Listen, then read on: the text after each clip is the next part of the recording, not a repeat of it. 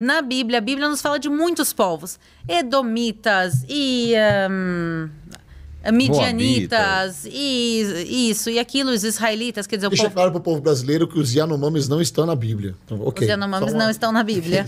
Tem muitos povos, não todos os povos estão citados na Bíblia, mas os povos que estão citados, todos eles desapareceram, exceto 2. O povo de Israel e os samaritanos.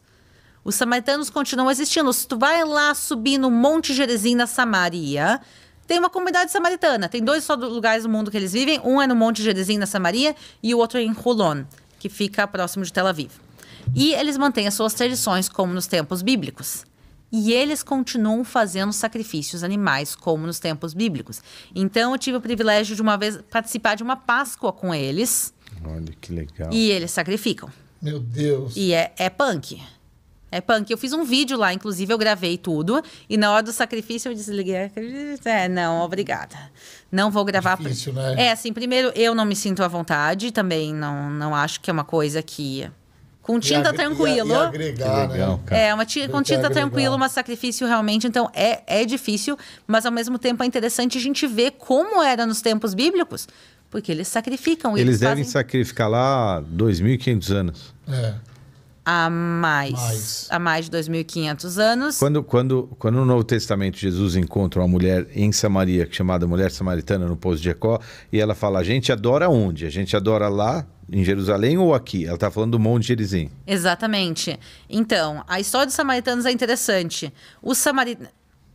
O povo de Israel estava dividido em 2 partes. Agora o povo de Israel, as 12 tribos de Israel. Tinham 10 tribos que ficavam no norte, que são chamado o Reino de Israel. E tem o Reino de Judá, que ficava com 2 tribos ali e meia. Quando os assírios vão e destroem o Reino de Israel, eles pegam e mandam as 10 tribos para o exílio.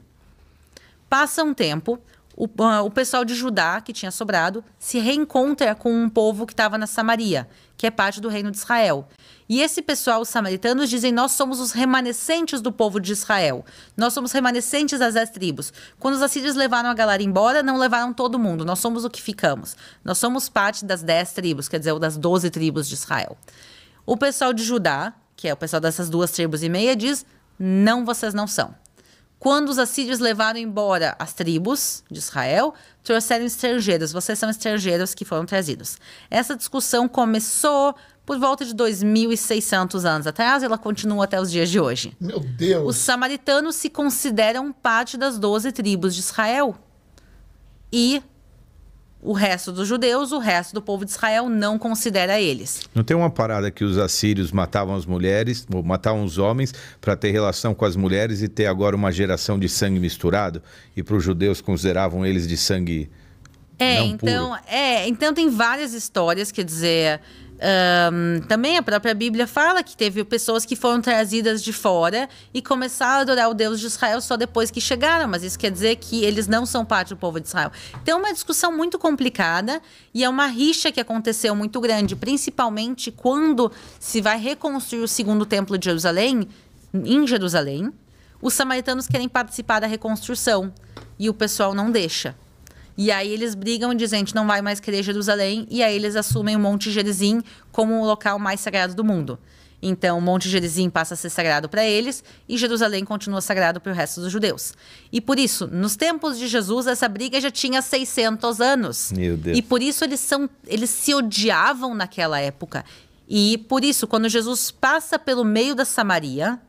Ele foi bem no território inimigo, passa no meio da Samaria, encontra com uma samaritana. A samaritana é extremamente grossa com ele. Vejam o que ela está escrito na Bíblia. Ela é uma pessoa grossa e mal educada, mas não é porque ela era uma pessoa de mal com a vida, porque ela olha Jesus e vê um judeu. E ela diz, eu sou samaritana, tu é judeu, tu não deveria estar aqui.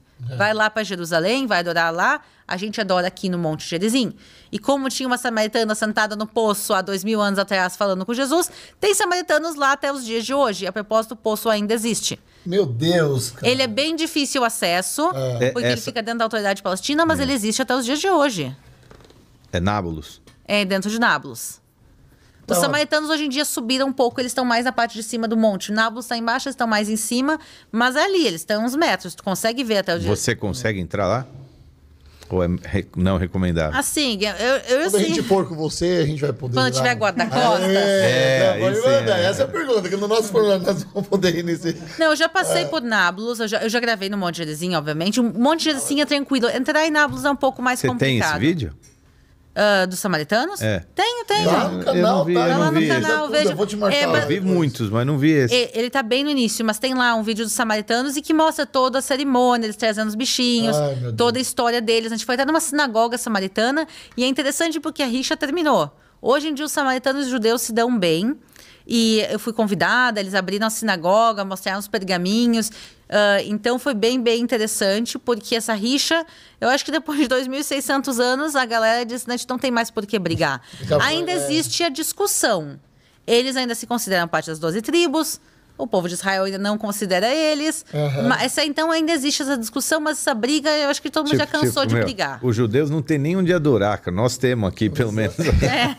Gente do céu, que aula, que delícia, né, Uma delícia, cara? eu ficaria aqui umas 5 horas. O tio já tá ali falando, mano, vamos que já deu. De umas 20 perguntas que eu separei, acho que eu fiz 2 só, mano. Que delícia de papo, velho, na boa. Parabéns, cara, parabéns demais, cara, parabéns demais. Mas eu preciso fazer 2 perguntas, pra finalizar mesmo, tá? A primeira, o que você tá achando do The Chosen? Eu precisava dessa pergunta. Oi? The Chosen, você tá assistindo The Chosen? Não, desculpa. Próxima pergunta. Não, tá? Não, pior que eu não assisti. Todo mundo me falou pra assistir, eu não assisti ainda. Mas tá lutando porque você não tem interesse mesmo em assistir ou porque você não teve tempo?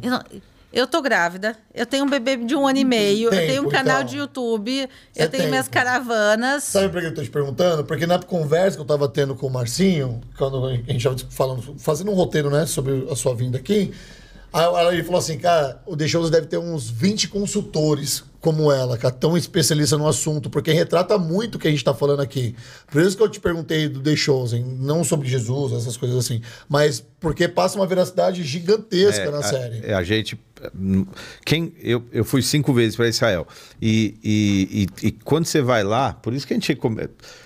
Infelizmente, nem todo mundo consegue ir, é uma viagem cara, né? Uma viagem é longe e tal.